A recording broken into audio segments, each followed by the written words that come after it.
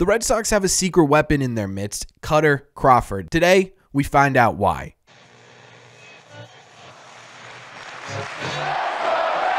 What is going on, everybody? Welcome back to Red Seat Radio. My name is Corbin. It's not really a secret that the biggest mystery, I guess, for lack of a better term, on the Boston Red Sox going into 24 is their rotation. It doesn't feel like the front office or ownership want to supplement this rotation with legitimate proven pieces. So what it's going to be is it's going to be up to the actual players currently in this rotation to make it competent. And one of those players is Kutter Crawford, who's starting to get some pretty crazy comparisons and who could just be one of the most underrated players on the Sox and maybe in Major League Baseball. So what we're going to do in today's video is we're going to break down why Kutter Crawford may be considered the Red Sox secret weapon, what he did in 23, what he could do in 24, why he's getting these comparisons, and we're going to talk about what the long-term impact of a guy like Kutter could be for the Sox. But before we get into that, do me a favor. We are about 1,100 subscribers away from 10,000 Red Seat members. If you want to help us get to that goal, make sure you guys have hit that subscribe button. We talk Red Sox content almost every single day.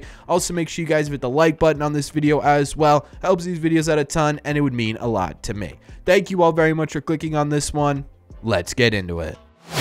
Kutter Crawford had a really solid 2023 performance in his first legitimate full season at the major league level. In 2023, he had a 4.04 ERA with a 3.83 FIP, meaning he was actually performing slightly better on the mound than his ERA leads on. He had a 1.106 WHIP and a 1.13 ERA plus, about 13% more productive on the mound than the average pitcher in the league last year. He also had his highest F4 season of his short career at 2.4. Now, Kutter actually started the year stretched out for a bullpen role, meaning he was more so acclimated to 1-2 innings max. That changed when injuries started to hit the Red Sox rotation, and Kutter ended up making a majority of his starts from the starting pitching role. The fact that he was stretched out to be in the bullpen led to a really small amount of innings pitched per game, sitting right around 4 2/3 innings, which was probably Kutter's biggest problem last year, but there is reason for that. Now, what's really impressive about Kutter and why a lot of people around baseball, not just the Red Sox sphere, believe he could take a big leap forward next year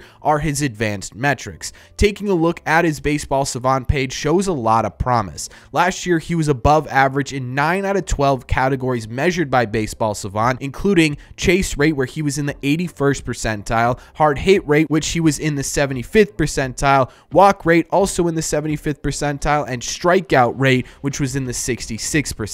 Basically, when you take a look at some of his advanced metrics, what it's telling you, what Kutter was able to do last year was limit walks and hard contacts on pitches inside the zone, while also getting a decent amount of swing and misses and a lot of chases on pitches outside of the zone. That's a really great combination in terms of how they are going to project people out towards the future. However, the star of the show with Kutter Crawford's major league performance so far has by far and away been his fastball. Last year, Kutter had the 8th best fastball in baseball among qualified pitchers for vertical movement. It rose about 2.8 inches more than the average pitcher in the game. That vertical movement combined with his delivery made his 93.6 mile-an-hour fastball look much faster and made it really difficult to hit. Batters last season had just a 1.64 average against it and a really low .372 slug. But it's not just the opponent average and the opponent slugging that are getting people really excited about Kutter Crawford's fastball. Another way to measure a pitch's effectiveness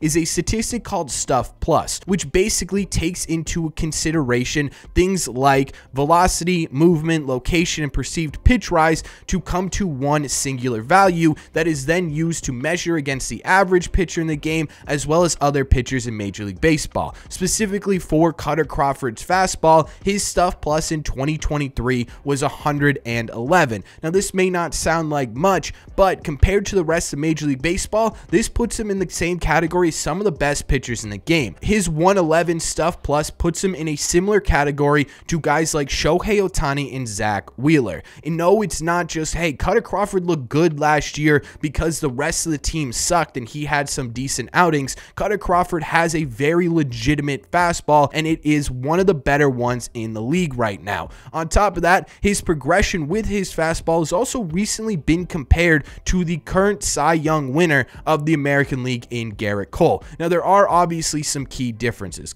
Garrett Cole's fastball last year was sitting at a 125 stuff plus. His velocity is definitely higher than Kutter Crawford's. If you look at Garrett Cole's progression of his fastball throughout his career, Kutter Crawford right now is following that same trajectory. They both have the same sort of rise. They both have the same sort of delivery, and it makes it really hard for hitters to catch up to it. That 93.6 that Kutter Crawford's averaging looks a lot closer to 100 when you have that rise on there and you have that pitch delivery that Kutter Crawford has. This is making him one of the more exciting players on the Red Sox in 2024. But Kutter Crawford isn't perfect. This isn't a guarantee that Cutter's going to be amazing in 24. There is still stuff he needs to work on, specifically his off-speed pitches or his breaking pitches. Last year during 2024, he had a -2 off-speed run value. His curveball was getting absolutely crushed by basically everybody in the league, and on top of that, like we talked about earlier, he simply was not able to go deep into games last year, averaging around 4 2/3 innings a start. Every statistic in the world is really great and super impressive, but if you aren't able to give the Red Sox an average of at least 5 innings per start during a season, sure, you're helping the team, but you're also depleting the bullpen, and in the long run, it probably isn't good for the Sox. Those are sort of the two big things that Kutter Crawford needs to work on, but the potential is there. I think overall, when you're looking at who Kutter Crawford could be, one of the things I've noticed this offseason, and this is me personally, but I'm assuming it's a lot of you guys too, is I haven't been paying too much attention to what the actual roster players could be and paying more attention to what ownership isn't doing. We're sort of forgetting that these guys on this roster are still going to be improving year in and year out, and they're still going to be trying to get better. Kutter Crawford's one of those guys for me who's kind of swept under the rug this offseason because of everything going on with the rotation. When you're looking at the projections of Kutter Crawford,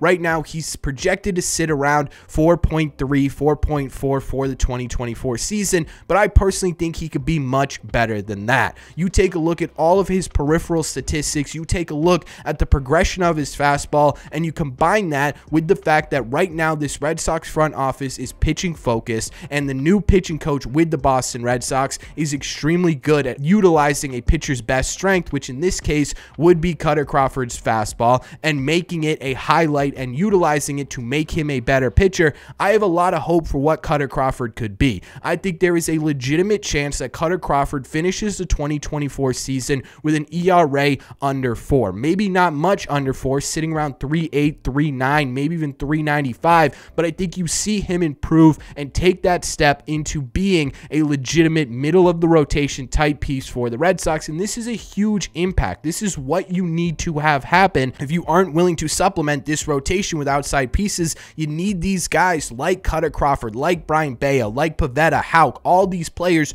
to take steps forward, because if you don't, it's going to be an utter failure. I'm an optimistic person, but even if you aren't super optimistic, just taking a look at the peripheral statistics, the movement, and the comparisons to Kutter Crawford, it's not hard to see why many people are considering him the Red Sox secret weapon. But that's just my opinion. So let me know in the comment section down below, based on everything you heard today, are you excited about Kutter Crawford's 2024 campaign? Do you think it could be as good as I think it could be? Do you think it's a little bit overdrawn? Do you think I'm exaggerating? Where are you with how good Kutter Crawford could be for the Red Sox next season and in the future as well? Let me know all your thoughts on this topic in the comment section down below. As always, if you made it to the end of this video, again, we are so close to 10,000 subscribers. Let's try to get there by opening day. Make sure you guys have hit that subscribe button if you haven't already. Also, make sure you guys have hit the like button on this video as well. Again, it helps these videos out a ton, and it really would mean a lot to me. Thank you all very much for clicking on this one, and I will see you in the red seats.